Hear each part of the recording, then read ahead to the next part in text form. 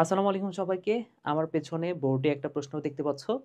সুক্রোজকে কেন নন reducing sugar বলা হয় বা অবিজারক শর্করা কেন বলা হয়? তো রিডিউসিং সুগার, নন রিডিউসিং সুগার এই বিষয়গুলো নিয়ে আমরা আগেও আলোচনা করেছি এবং সেখানে আমরা দেখেছি যে সকল মনোস্যাকারাইড এবং ডাইস্যাকারাইড এরা কিন্তু রিডিউসিং সুগার। তবে সেখানে শুধুমাত্র একটা ব্যতিক্রম ছিল, সেটা হচ্ছে সুক্রোজ। তো আজকে আমরা সেই প্রশ্নেরই অ্যান্সারটা বুঝবো। আসলে কেন সুক্রোজকে নন রিডিউসিং সুগার বলা হচ্ছে? তো প্রথমেই আমি একটু তোমাদেরকে ছোট্ট করে মনে করাই দিই যে রিডিউসিং সুগার মানে কি? এই বিষয়টা ফার্স্টে একটু মনে করাই দিই। So reducing sugar, reducing sugar এই শব্দটার অর্থ কি? তাহলে রিডিউসিং সুগার শব্দটার অর্থ হচ্ছে, রিডিউসিং সুগার শব্দটার অর্থ হচ্ছে যে সুগারে মুক্ত মুক্ত অ্যালডিহাইড বা কিটোনমূলক থাকে।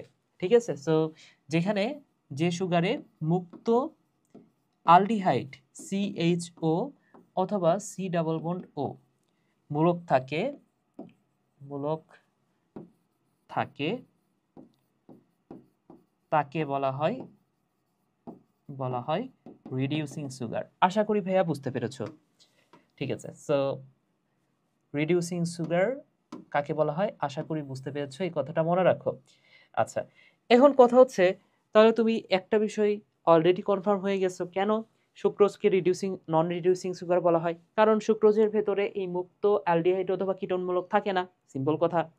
আচ্ছা, কিভাবে থাকে না সেটা একটু আমি তোমাদেরকে ব্যাখ্যা করি। সুক্রোজ আসলে তৈরি হয় কিভাবে, সুক্রোজ আসলে তৈরি হয় কিভাবে সেটা একটু তোমাদের জানতে হবে। সুক্রোজ তৈরি হয় আলফা ডি গ্লুকোজ এবং বিটা ডি ফ্রুক্টোজ।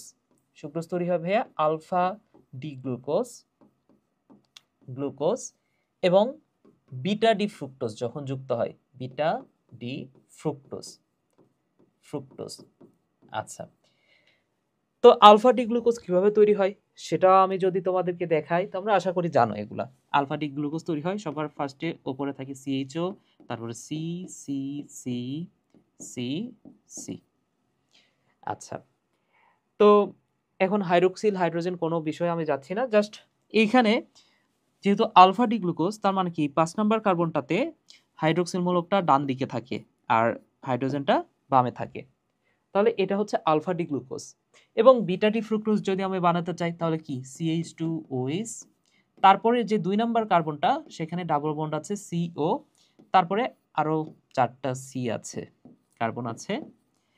এবং এইখানে এই 5 নাম্বার কার্বনটাতে হাইড্রোক্সিল মূলকটা কোন দিকে থাকবে? অবশ্যই বাম দিকে থাকবে, এই কারণে তো এটা বিটা ডি।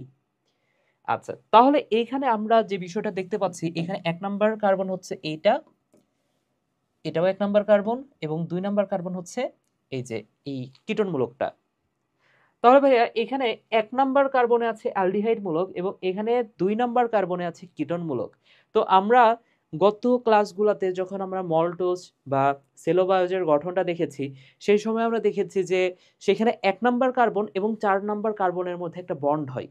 কিন্তু সুক্রোজের ক্ষেত্রে যে কথাটা খুব ভালো করে মনে রাখতে হবে সেটা হচ্ছে, সুক্রোজের ক্ষেত্রে এই বন্ডটা হয় 1 নাম্বার কার্বন এবং ফ্রুক্টোজের 2 নাম্বার কার্বন, এই দুটার মধ্যে। তাহলে দেখো তো ভাইয়া, একটু দেখো তো তোমরা নিজেরা একটু কল্পনা করে দেখো, এইখানে যদি 1 নাম্বার কার্বন, গ্লুকোজের যদি 1 নাম্বার কার্বন এবং ফ্রুক্টোজের যদি 2 নাম্বার কার্বনের মধ্যে বন্ড তৈরি হয়, সেই ক্ষেত্রে এখান থেকে তো পানি বের হয়ে যাবে এবং সেই ক্ষেত্রে এখানে অ্যালডিহাইড মূলক তো এখানে মুক্ত ছিল, এইখানে কিটোন মূলকটা মুক্ত ছিল, কিন্তু দুইটা যখন যুক্ত হবে সেই সময় কি আর মুক্ত থাকবে? না, মুক্ত থাকবে না, মুক্ত অ্যালডিহাইড বা কিটোন মূলক থাকবে না। কিন্তু আগের ভিডিওগুলোতে তোমরা যদি দেখো বা আগের হচ্ছে ওই যে সেলোবাইজের ক্ষেত্রে যখন দেখবা 1 এর সাথে 4 যুক্ত হচ্ছে, তাহলে 4 নাম্বার কার্বনে তো আর অ্যালডিহাইড বা কিটোন মূলক নাই। তার মানে কি ওইখানে মুক্ত অবস্থাতেই কিন্তু 1 নাম্বার কার্বনে ওই অ্যালডিহাইড বা কিটোন মূলক ছিল। তোমরা আগের ভিডিওটা তোমরা জাস্ট দেখো, তাইলে বুঝতে পারবা। তাহলে এইখানে 1 নাম্বারের সাথে 2 নাম্বার কার্বন যুক্ত হবে, এই কারণে এখানে মুক্ত অ্যালডিহাইড বা কিটোন মূলক থাকবে না। আসো আমি বুঝাচ্ছি, আমরা রিং স্ট্রাকচারের মাধ্যমে এই বিষয়টা বুঝতে হবে আমাদের। সো রিং স্ট্রাকচার যদি আমি আঁকাই ভাইয়া, এখানে রিং স্ট্রাকচার আঁকানো অলরেডি তোমরা জানো, কার্বন কার্বন অক্সিজেন, এখানে অক্সিজেন কার্বন কার্বন কার্বন। ওকে, তাহলে এইখানে যদি আমি আলফা ডি গ্লুকোজ আঁকাতে চাই, আমাদের আঁকাইতে হবে কি alpha D glucose. Alpha D গ্লুকোজের ক্ষেত্রে আলফা মানে কি, এখানে হাইড্রোক্সিল মূলকটা নিচে থাকবে, হাইড্রোজেনটা উপরে থাকবে। 2 নাম্বার কার্বনে তো অলওয়েজ হাইড্রোজেনটা হাইয়ে থাকে আর হাইড্রোক্সিলটা নিচে থাকে, তাহলে এখানে আবার উল্টা, হাইড্রোক্সিলটা উপরে হাইড্রোজেন নিচে, এখানে হাইড্রোক্সিল নিচে উপরে হাইড্রোজেন।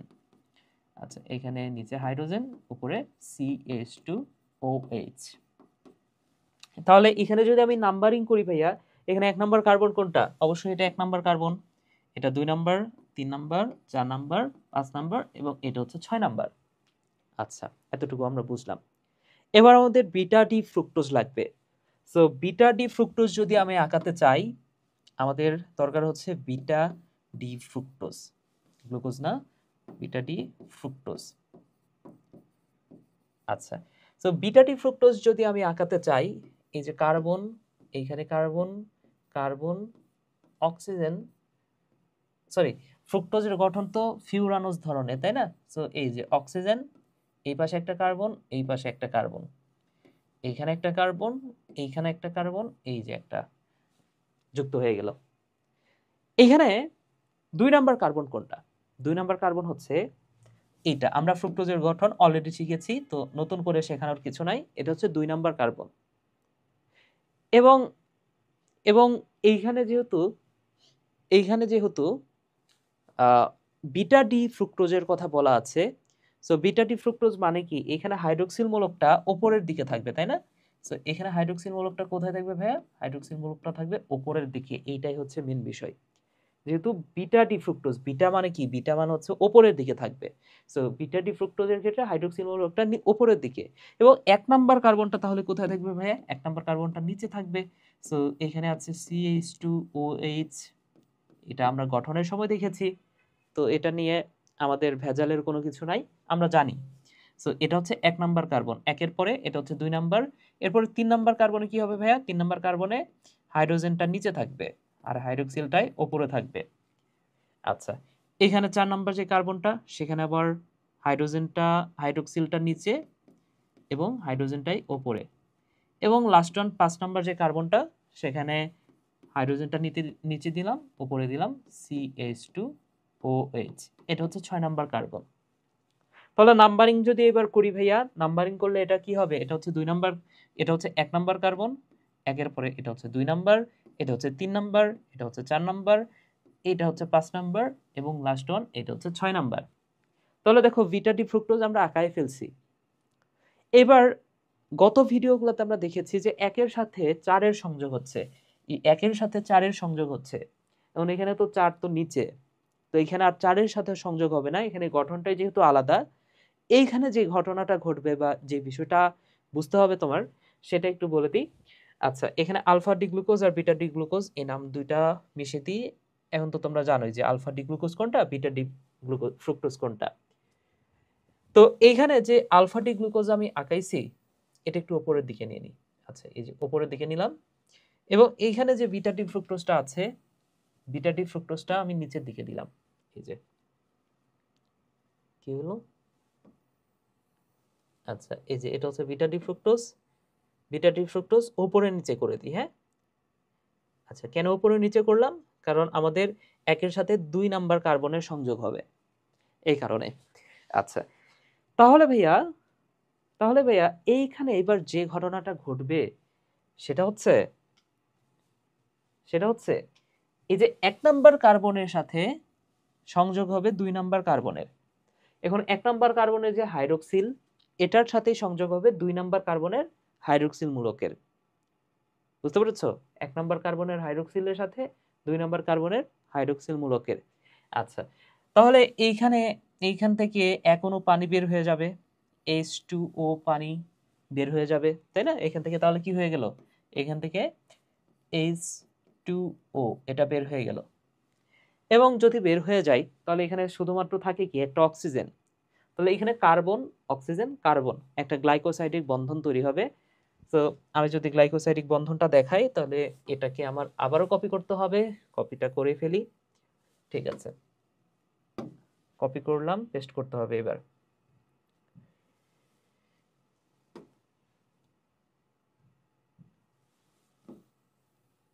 ওকে,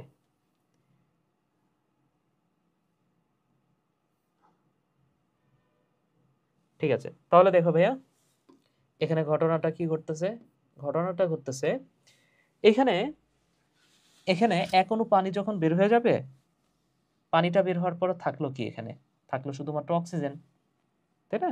তো এখানে শুধুমাত্র অক্সিজেনটা থাকে। সো এই যে এই oxygen carbon oxygen, carbon oxygen carbon, এই বন্ডটা তৈরি হইলো এবং এইটাকে আমি এখন বলবো সুক্রোজ। এই গঠনটাকে বলা হচ্ছে সুক্রোজ। সুক্রোজ। আশা করি খুব ভালো মতোই বিষয়টা বুঝেছো। এখন কথা হচ্ছে এখানে যে বন্ডটা বা এখানে যে গ্লাইকোসাইডিক বন্ডটা, সেই গ্লাইকোসাইডিক বন্ধনকে আমরা কি নামে রাখবো, এটা হচ্ছে একটা বিষয় এবং এটা তোমার জানতে হবে। তাহলে নামকরণটা কিভাবে করা হয়, দেখো এটা হচ্ছে 1 নম্বর কার্বন, 1 নম্বর কার্বন, এটা কি আলফা ডি গ্লুকোজ না? তাহলে এইটাকে আমি বলতে পারি আলফা 1, এটাকে আমি কি বলতে পারি ফার্স্টে আলফা 1, আলফা 1 এর সাথে এটা হচ্ছে beta D fructose, so beta 2 এর সংযোগ হয়েছে, তাহলে আলফা 1 বিটা 2 গ্লাইকোসাইডিক বন্ধন, গ্লাইকোসাইডিক বন্ধন। আচ্ছা, তাহলে এই হচ্ছে বিষয়। এখন একটা সিম্পল বিষয় তুমি নিজেই চিন্তা করো যে এখানে 1 নাম্বার কার্বনে ছিল অ্যালডিহাইড মূলক, 1 নাম্বার কার্বনে ছিল অ্যালডিহাইড মূলক, আর 2 নাম্বার কার্বনে ছিল কিটোন মূলক। তাহলে 1 এর সাথে 2 এর সংযোগ হয়েছে, তাহলে এখানে কি অ্যালডিহাইড আর কিটোন মূলক মুক্ত অবস্থায় থাকলো? অবশ্যই না, এখানে মুক্ত অবস্থায় থাকলো না। তাহলে এখানে 1 নাম্বার আর 2 নাম্বারের সাথে সংযোগ হলে মুক্ত অ্যালডিহাইড বা কিটোন মূলক থাকে না। এই কারণেই এটা হচ্ছে নন রিডিউসিং সুগার বা অবিজারক শর্করা, যেটা আমি বলি। আশা করি ভাইয়া খুব ভালো মতোই বুঝতে পেরেছো। এখন মেন যে বিষয়টা আমাদের আরো কিছু এক্সট্রা বিষয় পড়তে হবে সেটা একটু বলে দিই। এই সুক্রোজের একটা অপর নাম আছে, সুক্রোজের একটা অপর নাম আছে, এই সুক্রোজকে বলা হয় ট্রান্সলোকেটেড সুগার। তো এই ট্রান্সলোকেটেড সুগারের সাথে এই নামটার সাথে দেখো তো ট্রান্সফার কথাটার মিল আছে না? ট্রান্সফার মানে কি? হ্যাঁ, ট্রান্সফার মানে হচ্ছে এক জায়গা থেকে আরেক জায়গায় নিয়ে যাওয়া, এরকম কোনো কিছুকে বোঝানো হচ্ছে। তো ট্রান্সলোকেটেড সুগার ট্রান্সফার কথাটা মিল আছে। তার মানে কি এটা, এই সুক্রোজটা ট্রান্সফার হয়। ট্রান্সফার হয় বলতে কি বোঝানো হচ্ছে, দেখো গ্লুকোজ সালোক সংশ্লেষণ প্রক্রিয়ায় উদ্ভিদ কি তৈরি করে? গ্লুকোজ তৈরি করে, কিন্তু এই গ্লুকোজটা পরিবাহিত হইতে পারে না। এই গ্লুকোজটা সুক্রোজে পরিণত হয় এবং এই সুক্রোজটাই কিন্তু উদ্ভিদের দেহে পরিবাহিত হইতে পারে। তাহলে এইটাকে আমরা বলতে পারি ট্রান্সলোকেটেড সুগার। তাহলে ট্রান্সলোকেটেড সুগার মানে কি? ট্রান্সলোকেটেড সুগার মানে হচ্ছে যে সুগার পরিবাহিত হয়, তাই না? তাহলে গ্লুকোজ গ্লুকোজ সালোকসংশ্লেষণ প্রক্রিয়ায় গ্লুকোজ উদ্ভিদে সরাসরি তৈরি হয়, উদ্ভিদে সরাসরি তৈরি হয়, কিন্তু পরিবাহিত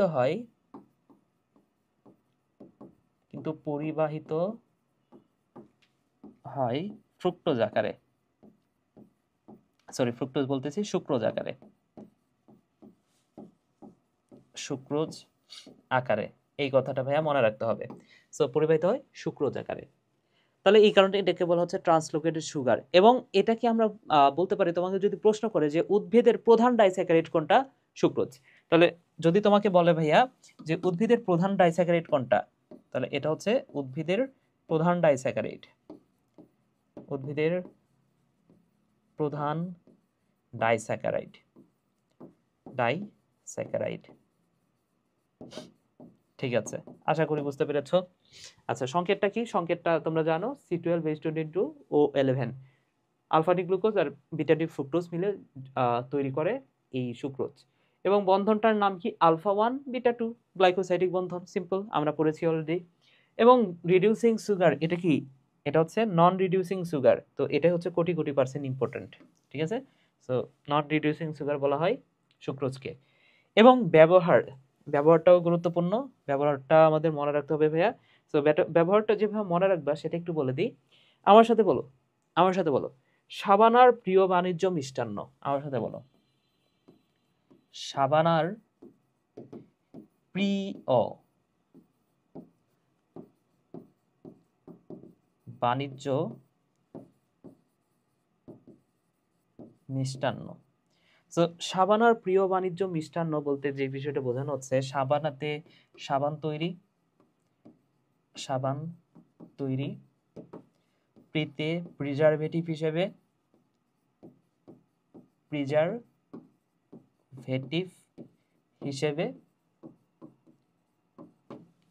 অতে মনে রাখো অক্সালিক অ্যাসিড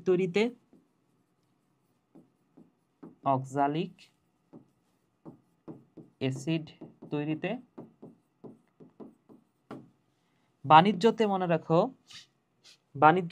রাখো এই যে এখানে কি আছে ভাইয়া, বাণিজ্যতে কি আছে, বাণিজ্যতে তো কোনোটাই নাই। আচ্ছা, এবং মিষ্টান্নতে মনে রাখো মিষ্টান্ন তৈরি।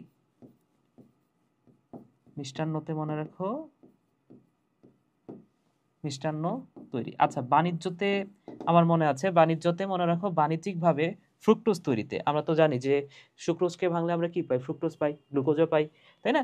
সো বাণিজ্যিকভাবে গ্লুকোজ তৈরিতে, বাণিজ্যিকভাবে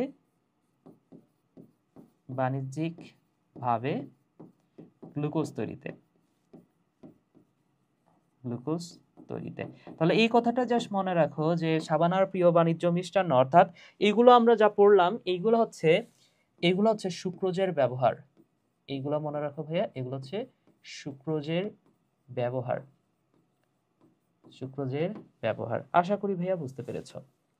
ওকে, তাহলে সুক্রোজের সম্পর্কে আমরা কয়েকটি এমসিকিউ সলভ করে ফেলি। দেখো, উদ্ভিদের প্রধান ডাইস্যাকারাইড কোনটা আমরা জানি, এখন অ্যান্সারটা হচ্ছে সুক্রোজ। পরের প্রশ্নটা দেখো, পরের প্রশ্ন, কোনটি গ্লুকোজের সাথে সমপরিমাণ যুক্ত হয়ে সুক্রোজ গঠন করে? আমরা জানি ফ্রুক্টোজ। আচ্ছা, তাহলে দেখো এই টাইপের প্রশ্ন আসতে পারে, এবং গঠনটাও আমরা জানলাম।